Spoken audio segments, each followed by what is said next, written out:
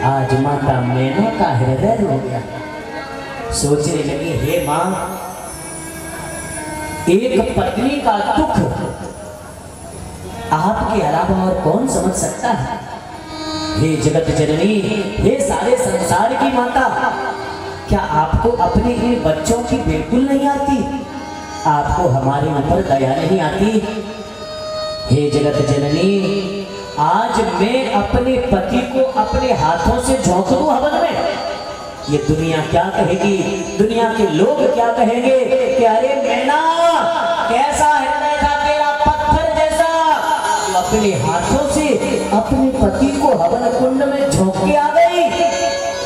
हे मां, आज मेरे धर्म की रक्षा करो, आप तो परम कृपामयी हो।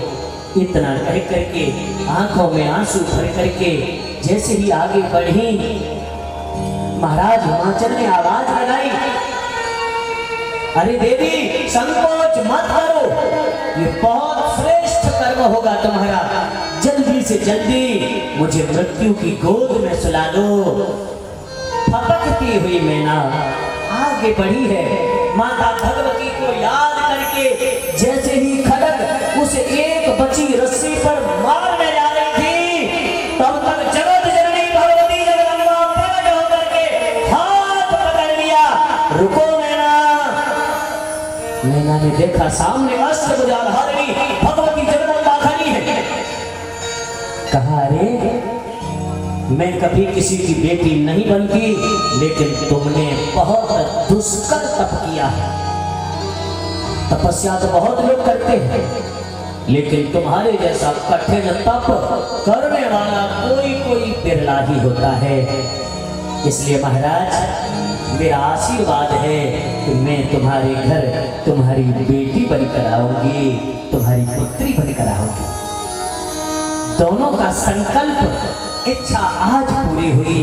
और आदरणीय सज्जनों, माता मैना के यहाँ उस जगत जननी माता भगवती ने भगवान शिव की अर्धांगिनी बनने के लिए पुनः अवतार धारण किया। कहते हैं, जब ते उमा शैलगृह आई, जब ते उमा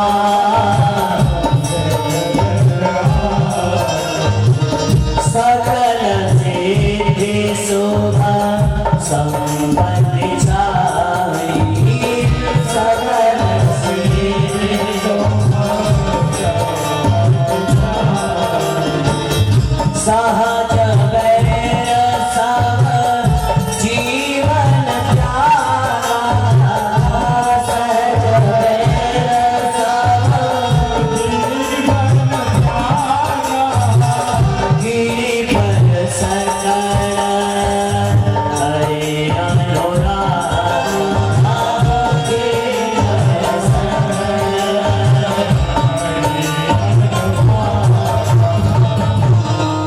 जब ते उमा शैल गृह आई।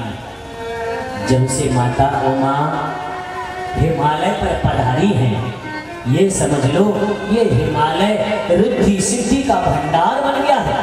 सभी दिव्य संत महात्मा ऋषि मुनि अपनी अपनी कुटियां बना करके, आश्रम बना करके हिमालय पर निवास करने लगे हैं, रहने लगे हैं। दिव्य आत्माएं, योगी जन, सिद्ध पुरुष आज इस हिमालय पर निवास करते हैं, हिमालय पर रहते हैं। समस्त सिद्धियां, समस्त संपत्तियां, समस्त वैभव आज हिमालय पर विराजमान है। कहते हैं कि सहज बैर सब जीवन त्यागा। जैसे सहज बैर होता है ना, किसका? जय सिया राम। कुत्ते और बिल्ली का सहज बैर होता है। इन्होंने किसी का कुछ बिगाड़ा नहीं, लेकिन सामने दिख जाएंगे तो लड़ मरेंगे एक दूसरे से। गाय का और सिंह का ये सहज बैर है, लेकिन जब ते उमा शैल गृह आई, जब से भगवती आई है ना, सब लोगों में आपस में प्रेम हो गया है। एक घाट पर शेर और गाय पानी पीते हैं। हाँ, समझ लो कुत्ते बिल्ली संग खेलते हैं। अब इससे ज्यादा और क्या होगा। आदरणीय सज्जनों, जितने भी विपरीत स्वभाव के प्राणी हैं, सबका स्वभाव एक जैसा हो गया। सब प्रेम से रहते हैं, आनंद से रहते हैं। और माता पार्वती बड़ी दिव्य लीलाएं करती हैं। आज वह माननी माता मैना ये सोच कर के फूल ही नहीं समाती हैं कि यह मेरी पुत्री है। कौन? जगत जननी, सारे संसार की माँ, सारे संसार की सिद्धि, सफलता, मंगलता। आज जिसके घर में हो भैया, उसके आनंद का, उसके सौभाग्य का क्या कहा जाए। आदरणीय सज्जनों, एक दिन क्या हुआ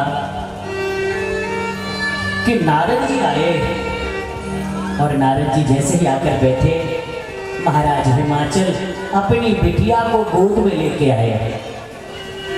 पार्वती मैया को गोद में लेके आए, सामने लेके बैठ गए और बोले, महाराज मेरी बेटी का हाथ देख लो। जैसे ही हाथ दिखाया, श्री नारद जी महाराज कहते हैं, यही करना सुमेरे संसारा, यही करना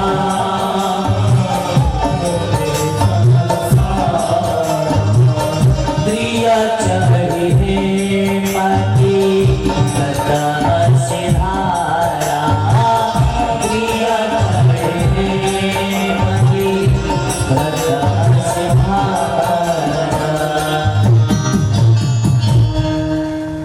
नारद जी कहते हैं, हे महाराज, यह आपकी कन्या समस्त मंगलों का रूप है, सद्गुणों की खान है।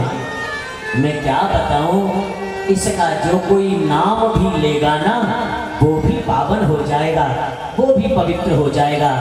और आगे आने वाले युगों में दुनिया की माताएं, सारे संसार की स्त्रियां इनका नाम लेकर के अपने जीवन के सबसे कठिन व्रत, पाति व्रत को ऐसे पार कर जाएगी जैसे कोई छोटा सा बच्चा गाय के खुर को पार कर जाता है।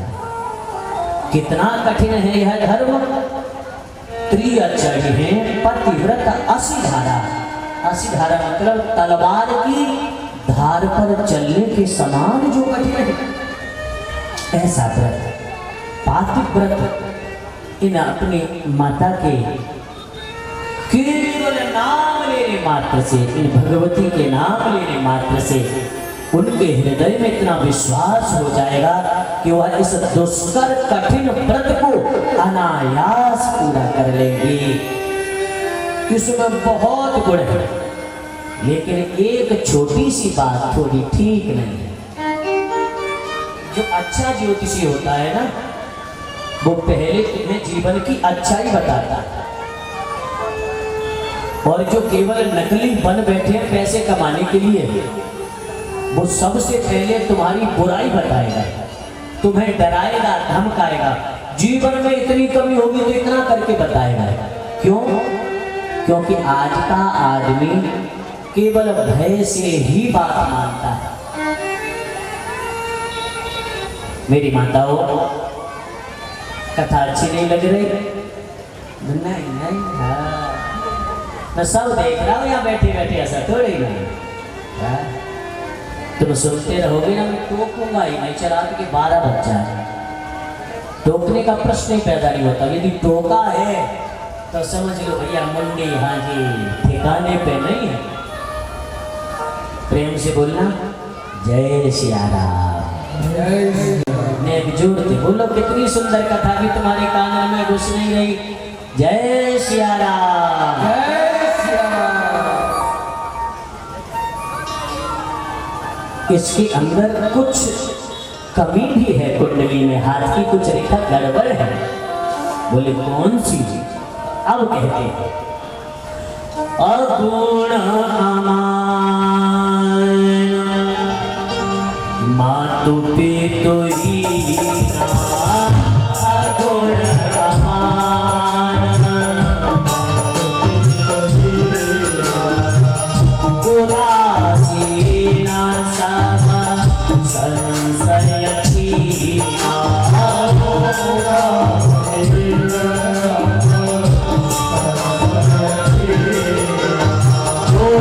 जोगी जटिल अकाम मना,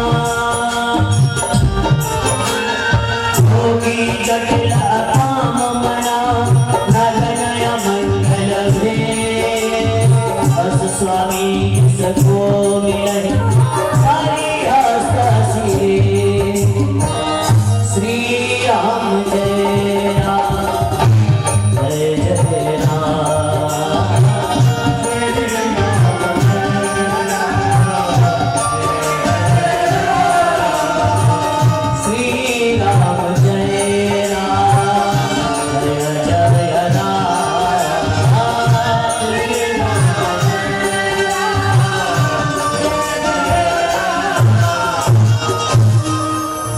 बस एक बात थोड़ी सी ठीक नहीं है, वो क्या? जिसके साथ इसका विवाह होगा ना, उसका थोड़ा सा स्वभाव समझ से परे। क्यों? कि देखो अगुण, सुनना पहले ध्यान से, इसका अर्थ तो मैं भी बताऊंगा।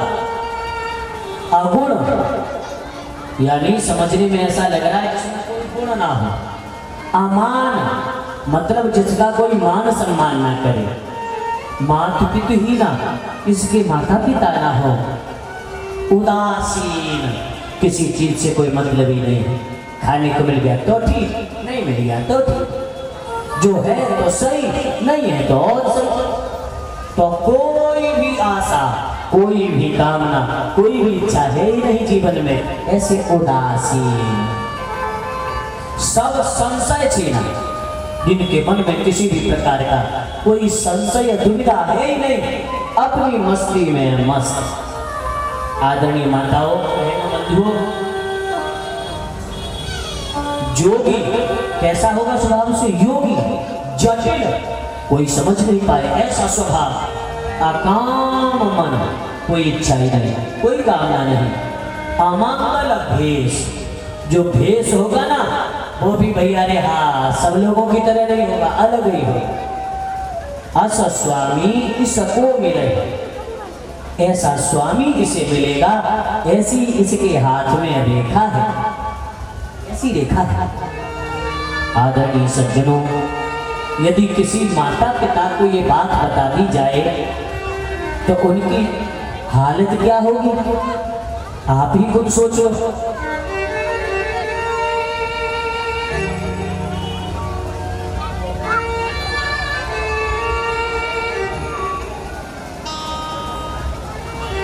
मैं कई सालों से सुधार रहा हूं इसे।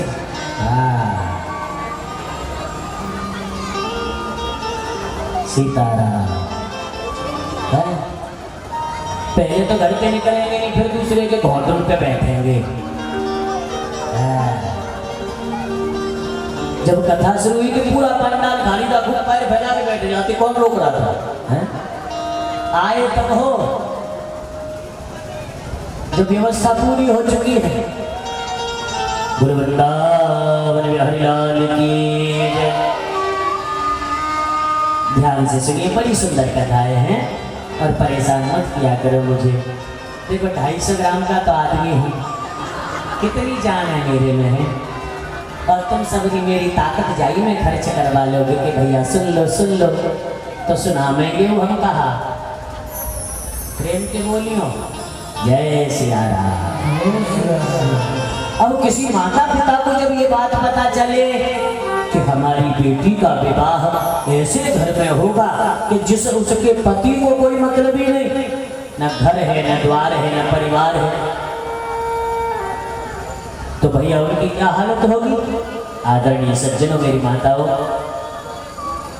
माता मैना दुखी हो गई।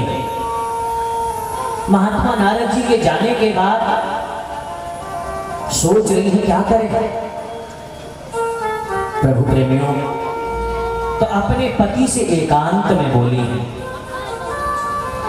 पति एकांत पाई कर में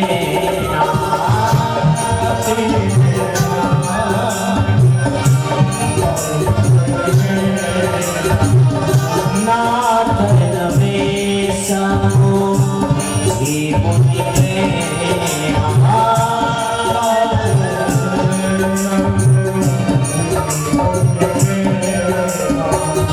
जो घर वर कुल होई अनूपा, जो घर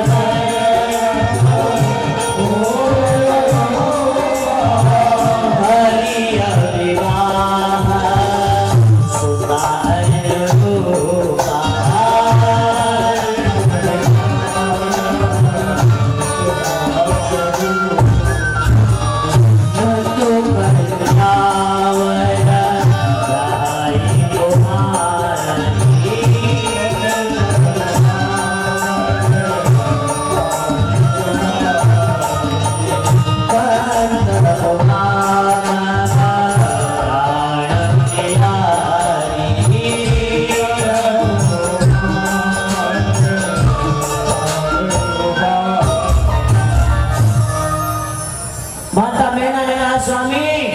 मुझे कुछ समझ में नहीं आया, क्या सच में हमारी पार्वती को ऐसा पति मिलेगा? कैसा?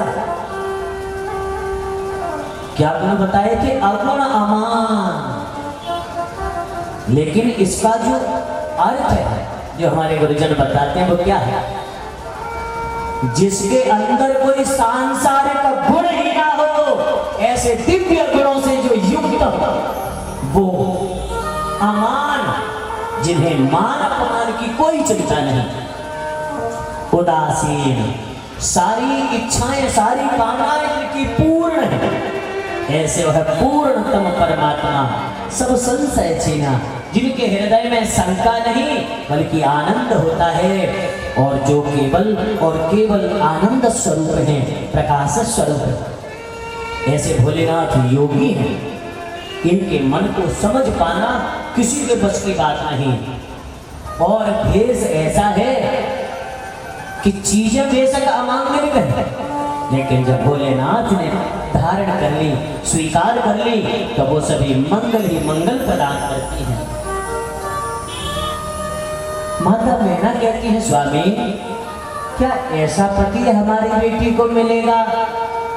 यदि ऐसा हुआ तो कह रही है कि न तू कन्यावर रहे कुमारी, मैं अपनी कन्या का विवाह ही नहीं करूंगी, चाहे मुझे सारे जीव अपने घर में कुमारी बिठा के रखना पड़े।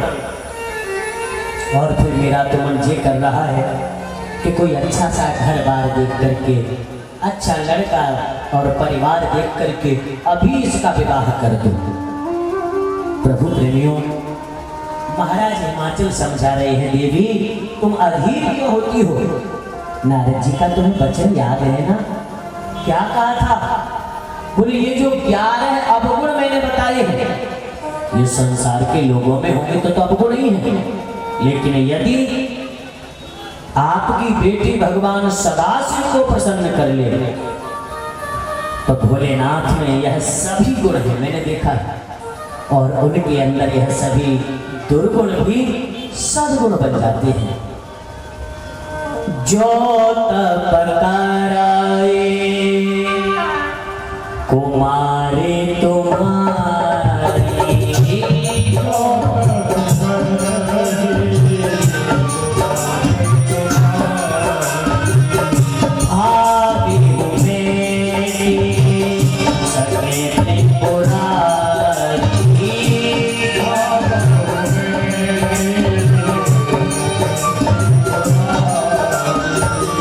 जो तप कराई तुम्हारी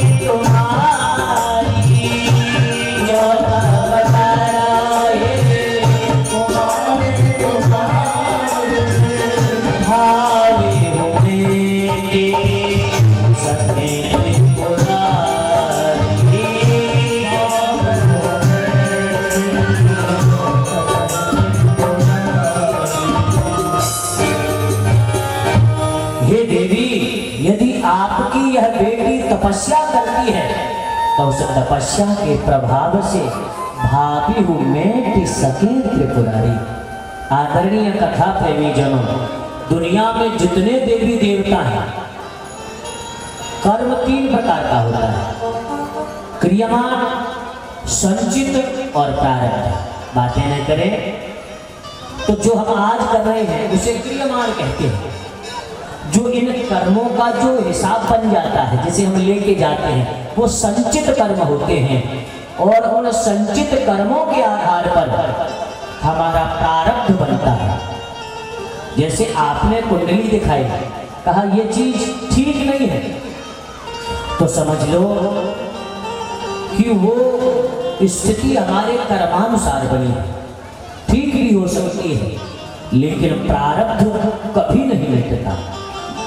प्रारब्ध भोगना ही पड़ता है, या फिर भोलेनाथ कृपा करें तो प्रारब्ध भी मेट देते हैं।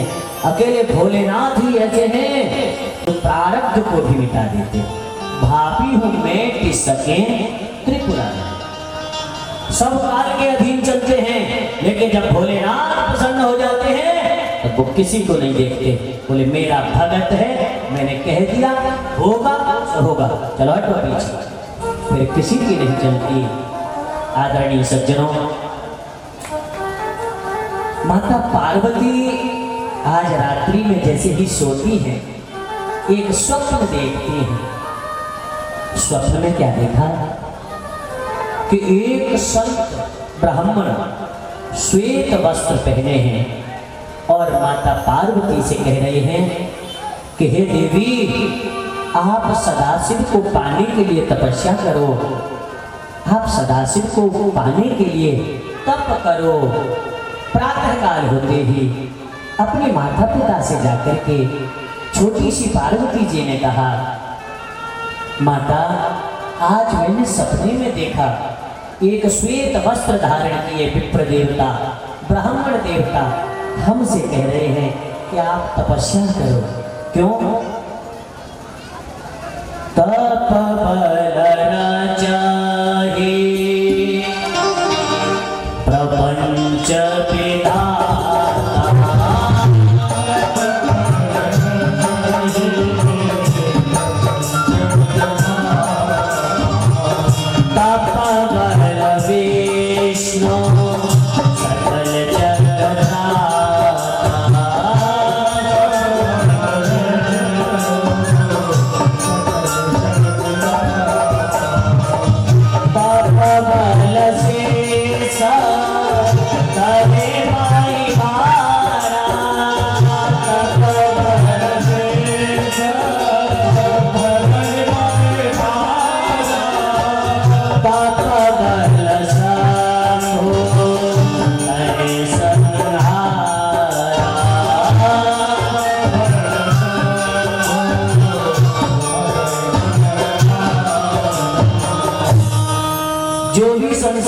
संभव है, असंभव भी यदि संभव है तो केवल तपस्या के द्वारा, तप के द्वारा। माता का तो मानो हृदय फटने लगा, बेटी तेरा यह शरीर इतना सुकुमार है, तू भला कैसे तपस्या कर पाएगी, मत जाओ। लेकिन माता पिता के ज्यादा अनुरोध किया तो दोनों ने अनुमति तो दे दी, लेकिन जैसे ही माता पार्वती अपनी प्रिय सखी विजया को लेकर के जब चली तो पीछे से रोते हुए माता मैना ने बुलाया, ओ माँ मत जाओ। तब से इनका नाम पड़ा उमा। प्रभु प्रेमी जनों, लेकिन माता पार्वती भगवान सदाशिव को पाने के लिए तपस्या करना प्रारंभ कर देती हैं। अति सुकुमारन तन तप जो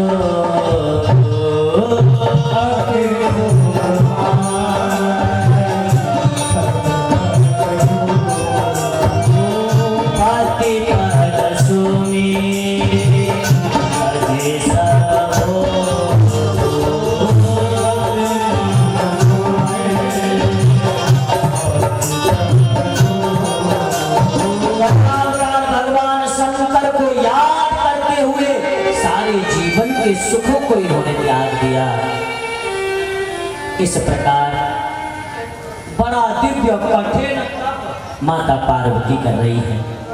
आदरणीय सज्जनों,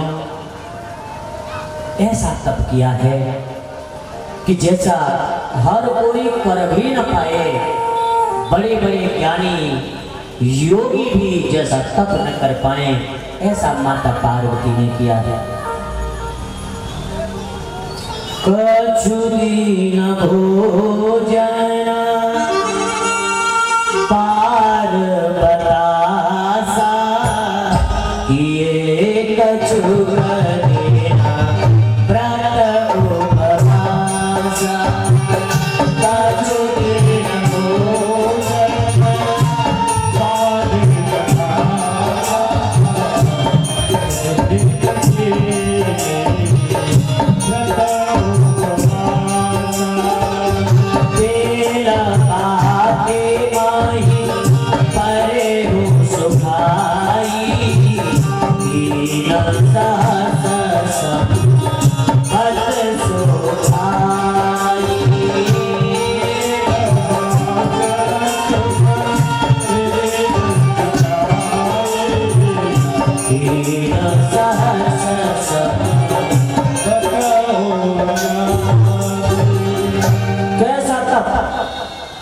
कछु दिन भोजन बार बतासा।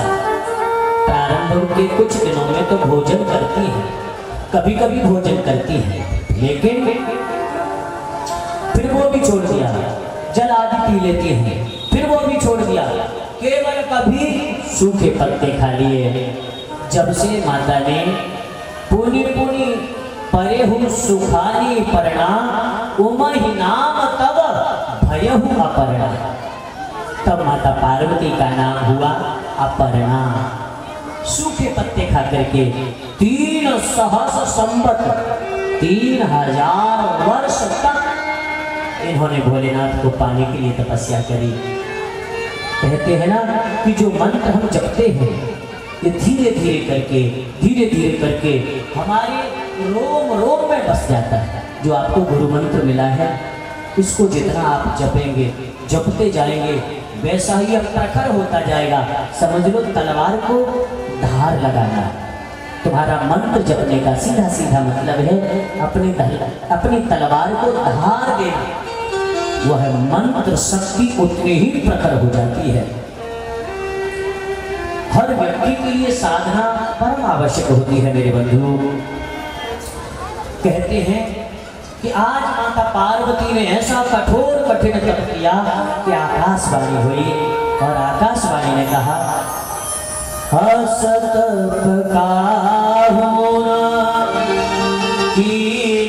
भवानी असत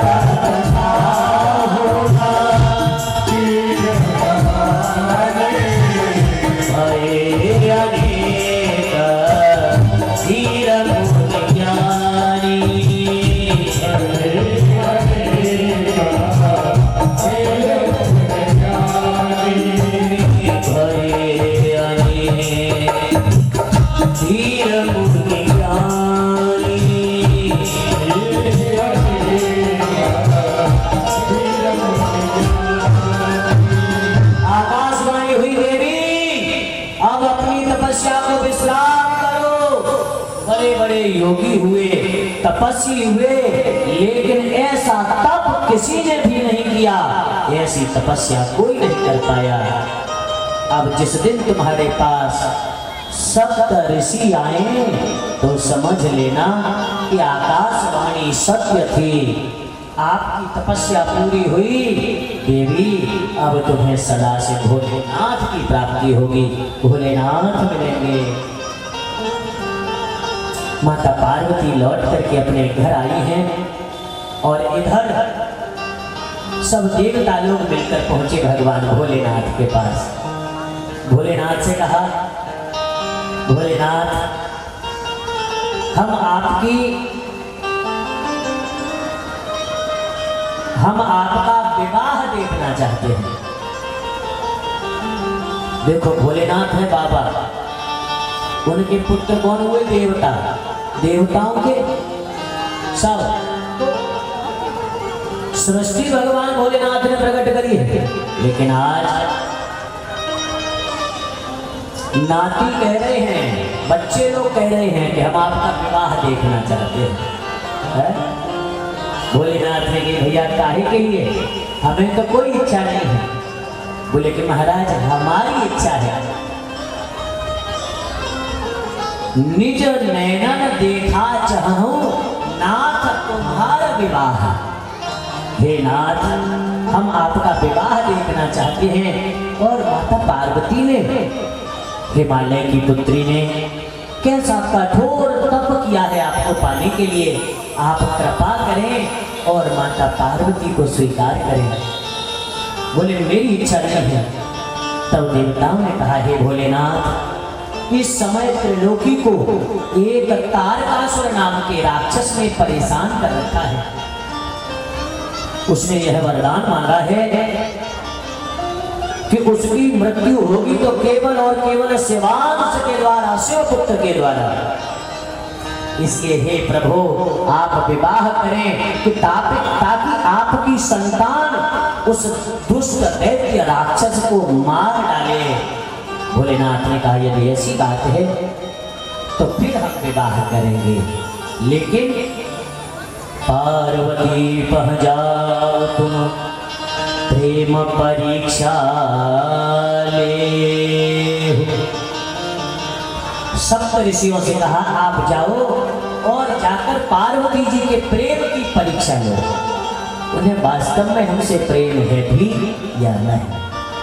आदरणीय माताओं, अब यह सप्त ऋषि पहुंचे और जाकर के माता पार्वती को देखा।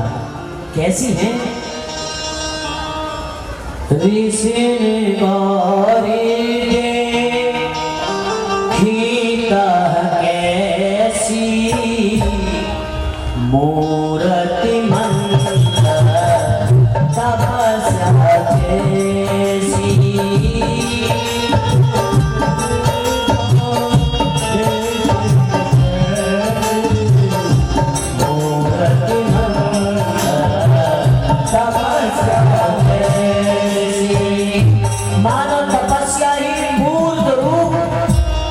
करके बैठी हो। प्रभु प्रेमी जनों, इतना सुंदर दिव्य स्वरूप तेज से सारी त्रिलोकी आलोकित हो रही है। पहले तो मन ही मन इन्होंने प्रणाम किया सभी सप्तऋषियों ने, और फिर ऊपर से कहते हैं कि हे देवी, आप किसके लिए ऐसा कठोर तप कर रही हैं? क्या पाना चाहती हो? ऐसी कौन सी दुष्कर चीज है जिसके लिए आपको इतना कठोर तप करना पड़ रहा है? तब माता ने कहा हे प्रभु, ये हमारा अविवेक है। देखो मुनि अविवेक हमारा, देखो मुनि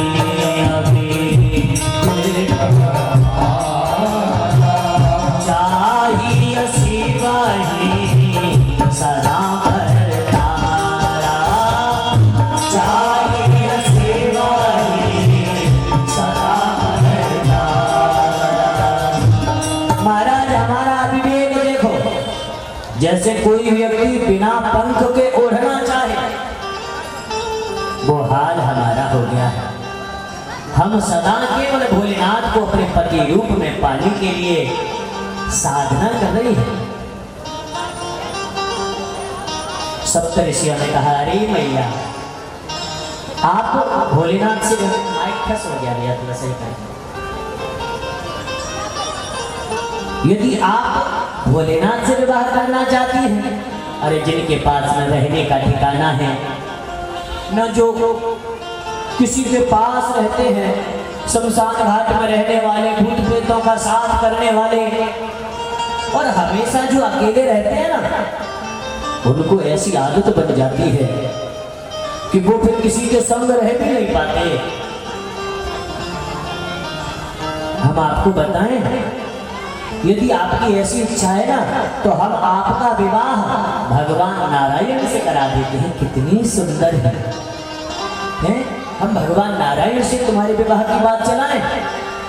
माता पार्वती ने कहा, स्वामी ऐसा है प्रभु, यदि आपको केवल यही काम रह गया है कि किसकी बेटी की शादी हो गई या नहीं, किसके बेटे का विवाह हो गया नहीं, तो महाराज दुनिया में जाओ और खूब सबके विवाह कराओ, हमें किसी की जरूरत नहीं है।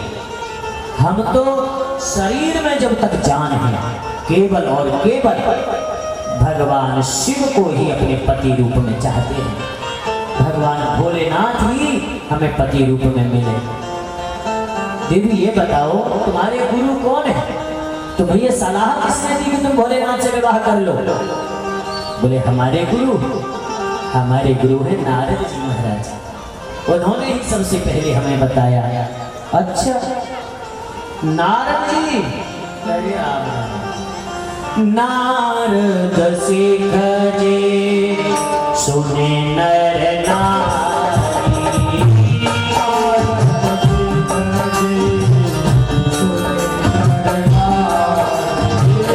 अवस होहि तज भवन भिखारी,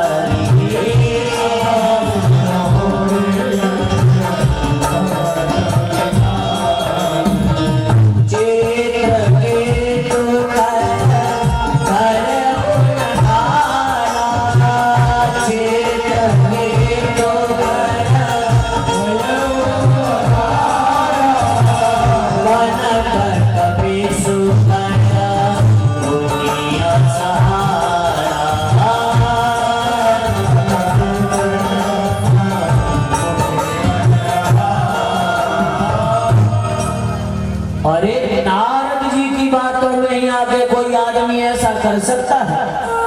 हाँ, क्योंकि नारद जी की बात मानने वाले लोगों को घरबार छोड़ के भिखारी बनने में ज्यादा देर नहीं लगती। जो जैसा होता है वो वैसा ही तो दूसरों को बनाना चाहता है? खुद के रहने का ठिकाना नहीं तो दूसरों को भी अपने जैसा बनाना चाहता है। तुम्हें पता नहीं चित्रकेतु का घर बिगाड़ने वाला कौन? नारद। अब भैया नारद की बातों में तुम आ गई देवी। अब माता पार्वती को थोड़ा क्रोध आया और बोली, पार्वती को क्रोध आया और बोली, सुनिए महाराज, आपने तब से हमारे आराध्य की खूब बेइज्जती करी, खूब अपमान किया और अब हमारे गुरु का भी अपमान कर रहे हैं। गुरु निंदा सुन ही जे काना, हो ही पाप कऊ घात समाना। कोई यदि अपने गुरु की निंदा सुनता है या करता है, उसे गौ हत्या के बराबर पाप लगता है।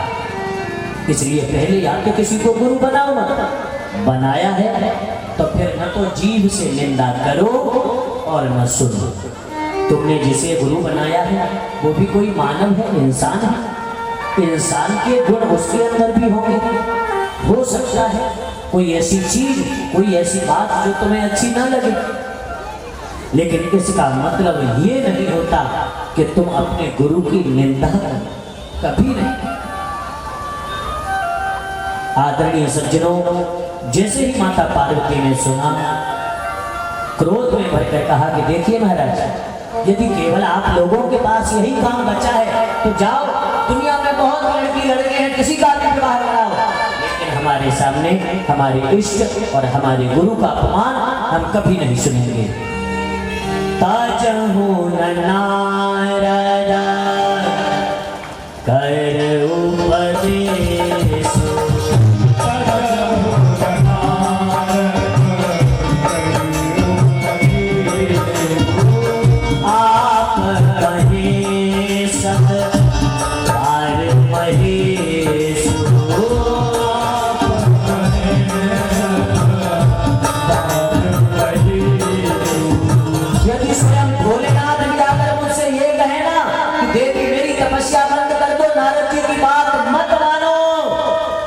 तो भी हम नहीं मानने वाले।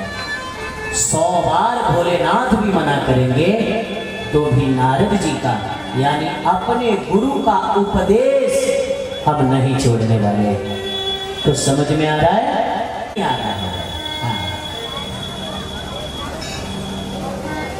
यदि हमारे गुरु की निंदा कोई भी करे, वो चाहे कैसा भी हो, हमारा कितना भी प्रेमी हो, हमें गुरु की निंदा नहीं सुननी चाहिए।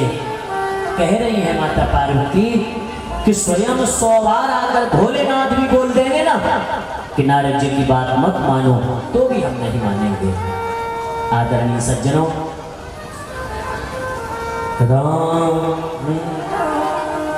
राम सिया राम जय जय राम, राम सिया राम जय जय राम।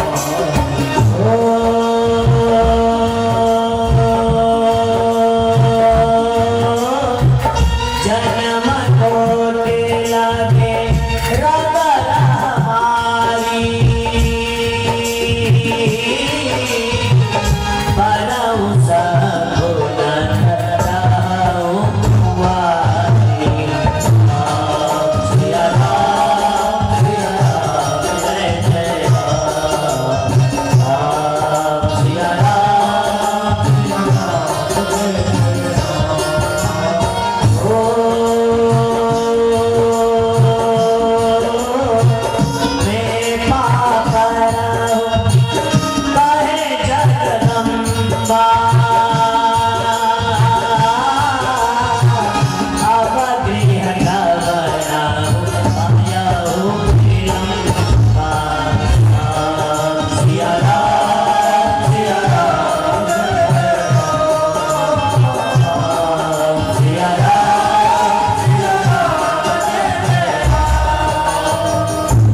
एक नहीं चाहे करोड़ों जन्म क्यों नहीं हो जाए, कोटि जन्म लगी रबर हमारी, करोड़ जन्म तक केवल एक ही लगन है, विवाह करूंगी तो भोलेनाथ से और किसी से कर ही नहीं सकती। बरहु शंभु नट रहूं कुमारी, सदा कुमारी रहूंगी। कहती है महाराज आप तुम्हारे हाथ पांव जोड़ रहे हैं, बहुत देर हो गई तुम्हें सत्संग करते भाई, बहुत समय है गई, अब अपने घर जाओ, बहुत देर है रही है, हमें किसी की कोई बात नहीं माननी। इतना सुनते ही उन सब ऋषियों ने हाथ जोड़ करके जगदम्बा को प्रणाम किया। कहा हे जगत जननी, भगवान सदाशिव की आज्ञानुसार हम आपके प्रेम की परीक्षा लेने आए थे। याद करो आकाशवाणी ने कहा था कि जब सप्त ऋषि तुम्हें मिल जाएं तब तुम अपनी तपस्या छोड़कर अपने घर चले जाना, तुम्हें सदाशिव की प्राप्ति होगी। अतः अब माता पार्वती लौट करके अपने महल में आई हैं और नित्य प्रति भगवान को याद करती रहती हैं। देवताओं को बड़ी जल्दी पड़ी है, भोलेनाथ समाधि में बैठे हैं। अब भोलेनाथ समाधि में से उठे तब तो विवाह हो, कैसे उठे? तो देवराज इंद्र ने अपने सहयोगी कामदेव को बुलाया। आओ महाराज। कामदेव ने हाथ जोड़ के कहा क्या है? बोले भोलेनाथ की समाधि को तोड़ दो। कामदेव ने कहा महाराज, भोलेनाथ की समाधि को तोड़ने का सीधा सीधा मतलब है कि मुझे अपने प्राणों से हाथ धोने पड़ेंगे, मैं जीवित नहीं रह सकता। लेकिन तुम देवताओं का काम बनाने के लिए, तुम देवताओं की कार्य सिद्धि के लिए मैं ये भी करूँगा। प्रभु प्रेमियों, जब कामदेव पहुंचा, भोलेनाथ समाधि में बैठे हैं, जैसे ही इसने अपना धनुष उठाया, इसका हृदय कांप गया। ये कांप गया, बचूंगा नहीं, लेकिन फिर भी देवताओं का हित करने के लिए, देवताओं का काम बनाने के लिए इसने नेत्र बंद करके अपने 5 बाण एक बार में छोड़े। कामदेव के 5 बाण होते हैं, 5 बाण एक बार में ही इसने छोड़ दिए।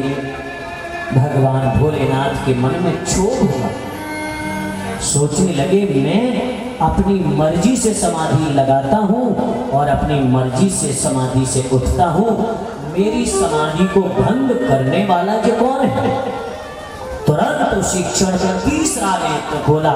सामने आम के वृक्ष पर उसके पल्लवों में छोटे पत्तों में छिपा हुआ कामदेव जल करके राख हो गया, भस्म हो गया। तब से बती नयन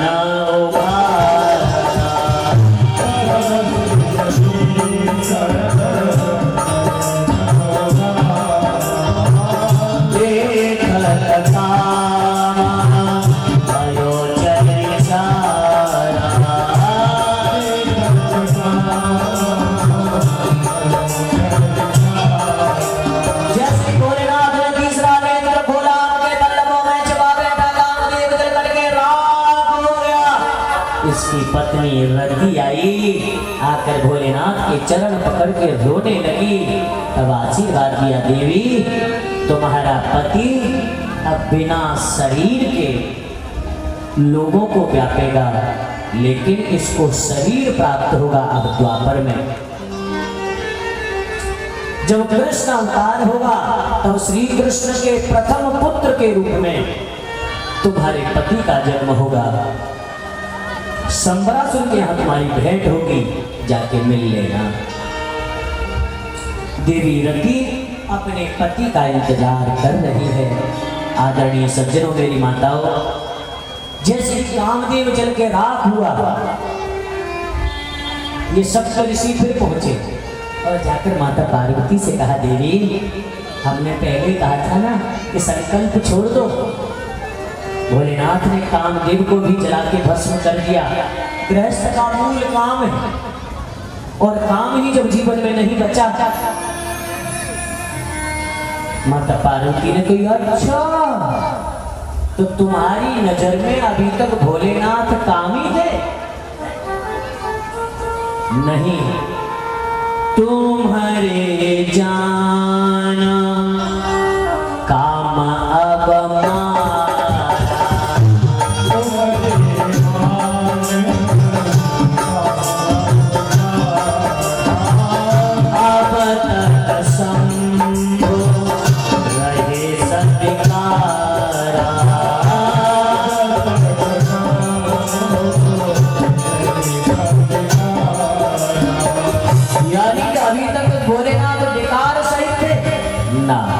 वो निर्गुण है, निराकार है, ये चीजें उन्हें कभी छू भी नहीं सकती। हमारी नजर में तो हमारे जान सदा से योगी, आज अनवद्य अकाम अब होगी। वो तो सदा अकाम है, निष्काम है। आदरणीय सज्जनों, कहते हैं कि यदि प्रेम में वासना ना हो तो वह परमात्मा से मिलाने वाली हो जाता है, परमात्मा से मिलाने में सहायक बन जाता है। आज भगवान भोलेनाथ ने पीत पत्रिका, मंगल पत्रिका भेजी है। महाराज हिमाचल ने मंगल पत्रिका पढ़ी, तन मन नाचने लगा। आज पत्रिका आई है, भोलेनाथ के यहाँ से सुंदर मुहूर्त में बारात आएगी, मेरे यहाँ विवाह होगा। पूरे नगर को सजाया जाने लगा, सब नगर सजाया जा रहा है। बढ़िया बढ़िया तोरण द्वार बनाए जा रहे हैं, जगह जगह मंगल कलश रखे गए हैं, स्वस्तिक बनाए गए हैं। ऐसे पूरे नगर को सजाया गया है। अब यह सूचना पहुंची सब देवताओं के पास। अब देवता लोग आए भगवान की बारात के लिए। हाँ, बारात की तैयारी शुरू हो गई है भैया। अब बारात के लिए आए, सब बढ़िया बढ़िया ड्राई क्लीन करे, वही कपड़ा पहर के। और बेचारी जो देवियां थी ना, वो तो 3-3 दिन की माँ बैठी थी। समझ गए होंगे ना? 3 दिन के पार्लर में बैठी बेचारी भी, हमें जानो भैया रे, रंगाई पुताई करवाती रहे। तो आज यह सभी देवी देवता सज धज करके बराती बन करके कैलाश पर आए, और भोलेनाथ बैठे समाधि में बैठे। देवताओं ने जैसे ही देखा देवियां मंगल गीत गा रही हैं, भोलेनाथ ने देखा, ओहो बाराती आ गए। बोले महाराज चले, सोई खड़े हो गए, चलो। तो बोले ऐसे नहीं जाते, दूल्हा बनते हैं पहले, दूल्हा को श्रृंगार की हो जाए। कैसे? तो भैया श्रृंगार हमने तो कभी किया नहीं, हमें तो आता भी नहीं, कैसे किया जाएगा? तो बोले अभी हम करते हैं। नंदी बाबा से कही, नंदीश्वर तुम्हें पता है क्या? बोले हाँ महाराज मैं करता हूँ श्रृंगार। तो बोले पहले क्या करना है? पहले क्या लगाएंगे? बोले पाउडर। भाई गोरे तो होने चाहिए ना, जैसे भोलेनाथ तो पहले से ही गोरे हैं। फिर भैया बेहाय तने श्रृंगार तो करना ही पड़ेगा। तो क्या किया? दौड़ कर गए और शमशान में से भर के लाए गरम गरम चिता की राख, और ऊपर से लेके साफ पोत ली हाथ पैरों पे। हाँ जी अब ठीक है? बोले हाँ ये तो सही है। बोले महाराज गले में हार भी होते हैं। बोले हार? सर्फ पकड़ के लाए बढ़िया बढ़िया रंग बिरंगे लाल पीले हरे गुलाबी, और ला करके गले में पहना दिए।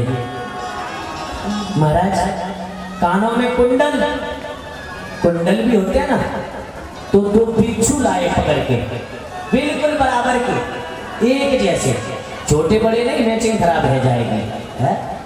एक बराबर के बिच्छू बिल्कुल पीले पीले रंग के, और ला करके बोले मुंह मत खोल देना जब तक ब्याह है कि नहीं आ जाए। बोले बिल्कुल नहीं। बिच्छू बेचारे कुंडों कानों में लटका दिए कुंडल की जगह।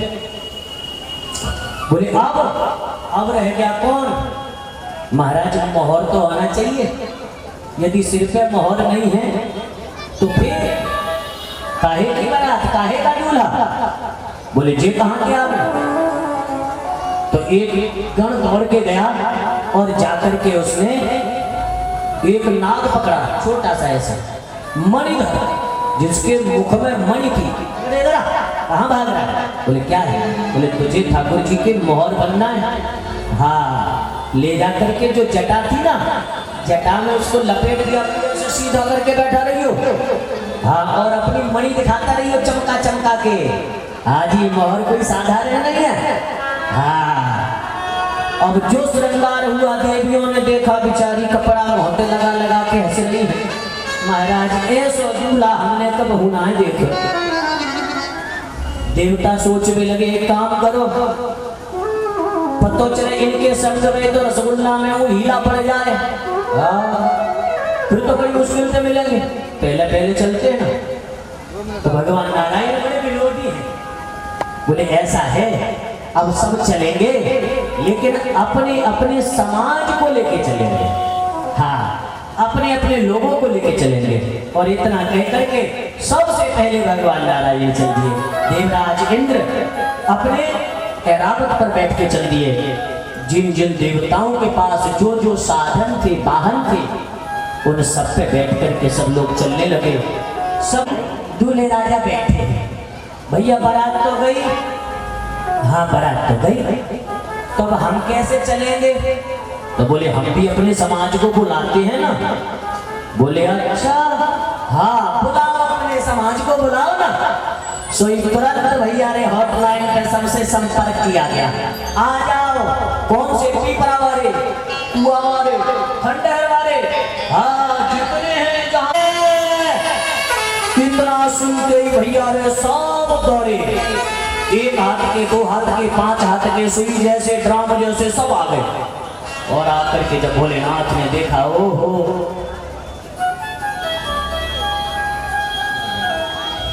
जैसे ही देखा भोलेनाथ बड़े खुश हो गया। देखो ये मेरे भगत हैं, ये मेरा समाज है। आदरणीय सज्जनों, और अब किसी ने ढोल ले लिया, किसी ने नगाड़ा ले लिया, अब बजाते हुए बड़ी जोर से नाच रहे। पहली बार जीवन में बारात में जा रहे हैं भैया, हमें देखा जाता है बारात में, पहली बार बारात का मौका मिला है, कोई कभी छोड़ेंगे ही ना। हो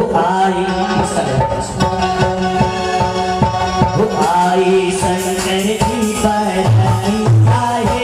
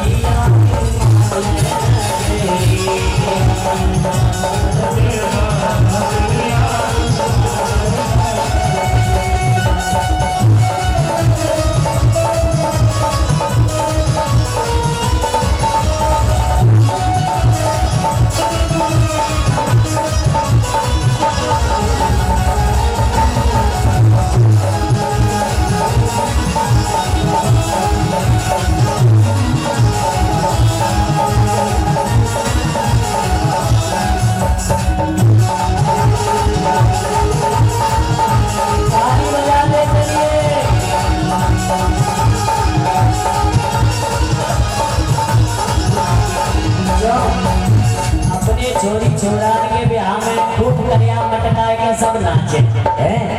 अब भोलेनाथ की में खाली बस खड़े नहीं होना। नहीं नहीं नहीं नहीं नहीं, जिसको नाचना आता है वो खड़े के अपनी जगह पे वही नाचनी हो है, बाकी नहीं। अंग भगवत रमाए बाबा आगम कर किसोए,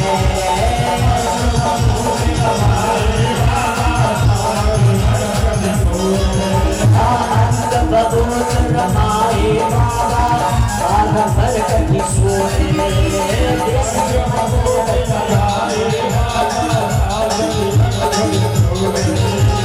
लाल तिलक सर चंद्र विराजे सत्तर के मन मोहे, लाल तिलक सर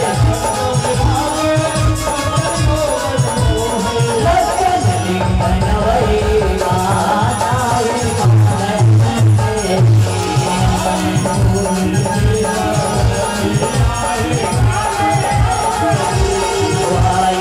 सुमर की करती आए माले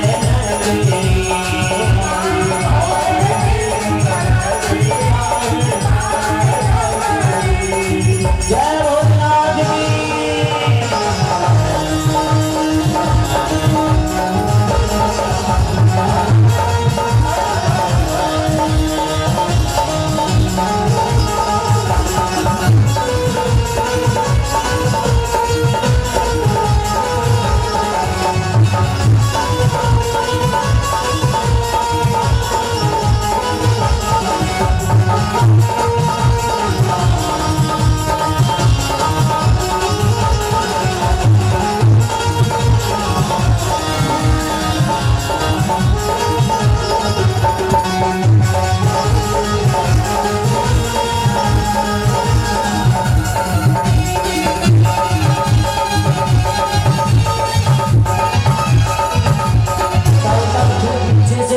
आवाज लगाई, अरे रुको रुको रुको।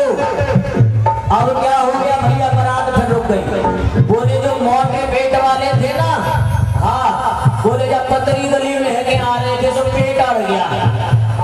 20-25 भूत मिलके खींच रहे हैं और फिर भी हाँ देर हो रही है, थोड़ी ना खींच लेने दो। तो भैया सबने ताकत लगाई और खींच लिए। बोले हाँ जी आ गए आ गए आ गए, चलो चलो। ओ रंगे रंगे रंग करत है देव सुमन बरसावे,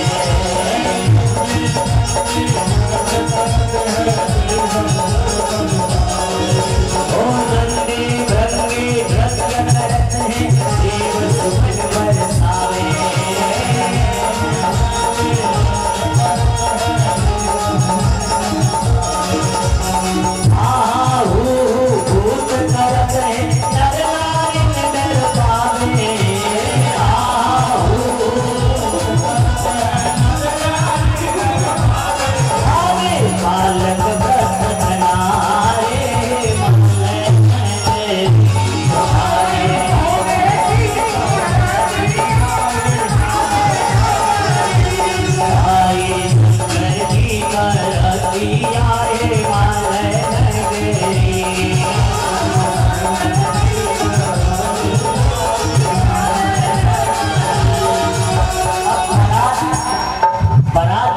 चलते चलते पहुंच गई हिमालय की तलहटी में। तो बच्चों को माताओं को बड़ी इच्छा होती है कि भैया चलो चल करके बारात लेके आए।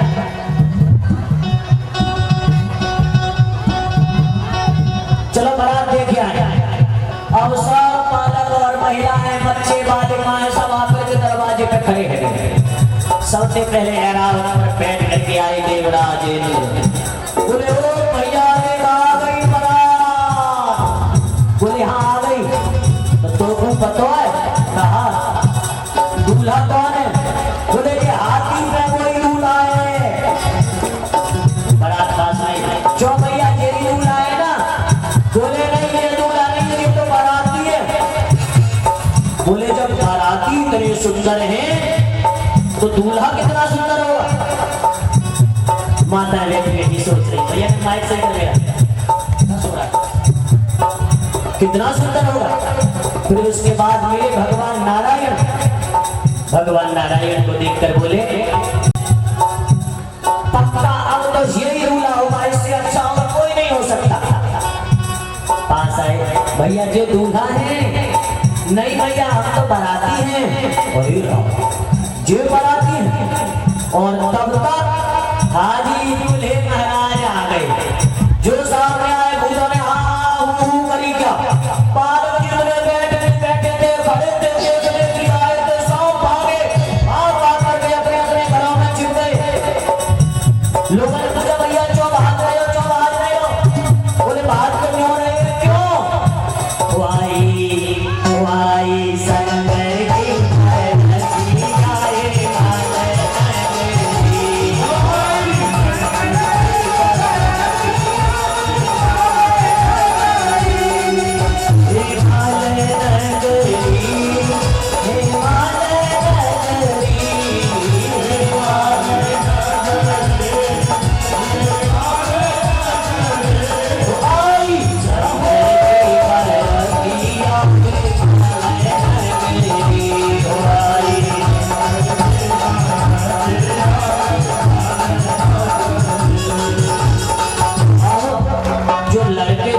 माताएं थी, दौड़ कर अपने अपने घर जाके बोली भैया ऐसा दूल्हा ऐसी बारात हमने जीवन में नहीं देखी। बोले भैया ये तो बहुत अच्छी बात है। बोले अच्छी बात तो ये है तो बड़े भाग्यशाली होंगे जब बारात में तो जिंदा बच जाएंगे। क्यों? बोले देख लेना अभी। तब तक अंदर पहले में किसी ने खबर पहुंचा दी माता मैना को, मैया बारात आ गई है, दूल्हा की अगवानी के लिए आ जाओ। बड़ी सोने की थाली में सुंदर तरीके से सजा करके आरती लेकर के आई। भोलेनाथ दरवाजे पे आकर के खड़े हो गए। हाँ, अब पहले चरणों से दर्शन किया, सुनिए भी, पैरों से दर्शन प्रारंभ किया। कोई बात नहीं, घुटनों तक कोई दिक्कत नहीं, पेट में देखा कोई परेशानी नहीं। अरे सुनो तो सही, जी लग जाएंगे तो फिर सवेरे मेरे खून पियोगे आगे और दक्षिणा। हमें हाँ, तो जैसे ही पास में आए देखते देखते जो मुंह तक पहुंचे और जैसे ही मुखार को देखा सर्प ने मारी फुसकार, थाली लाई थी ना भोलेनाथ के मारी और मुंह पे थाली मार के भोलेनाथ ने समझी ये कोई ब्याह की रस्म होती होगी, सास थाली मारती होगी मुंह पे बैठ के भैया, तो चलो ये तो रस्म है भी बारह की। वाई संकर की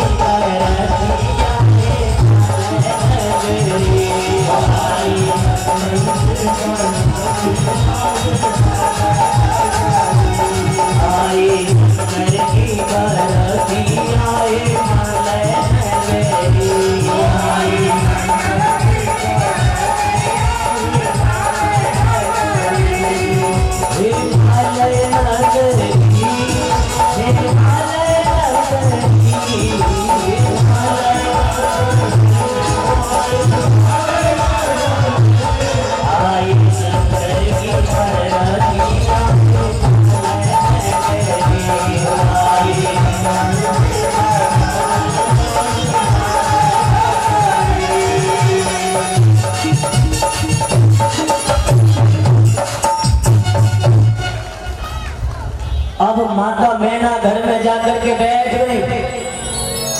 बोले नारद जी आज मुझे मिल जाए ना, तो हाँ उनकी सब महात्मा गिरी निकाल दो, आज मिल जाए नारद जी ने वो देख ले। अरे हमने इनका क्या बिगाड़ा था जो ऐसे बौरे दूल्हा के ब्याह करवा दिया है? इसको न कपड़े पहनने का ढंग, अरे राम राम राम राम ऐसी बारात। सोचने लगी, कहने लगी मुझे चाहे अपनी बेटी को लेकर कुएं में कूद के मरना पड़े, लेकिन ऐसे दूल्हा के ब्याह नहीं करूंगी, नहीं। सब लोग आ गए, देवता लोग आए, सबने समझाया। तब अंत में आकर के श्री ब्रह्मा जी महाराज ने समझाया, देवी आपकी बेटी परात्पा जगदम्बा है, आप एक बार चल के भोलेनाथ को देख लो, केवल एक बार।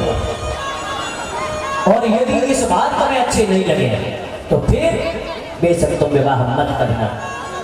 माता मैना गई और जाकर दरवाजे पर खड़े भोलेनाथ को देखा।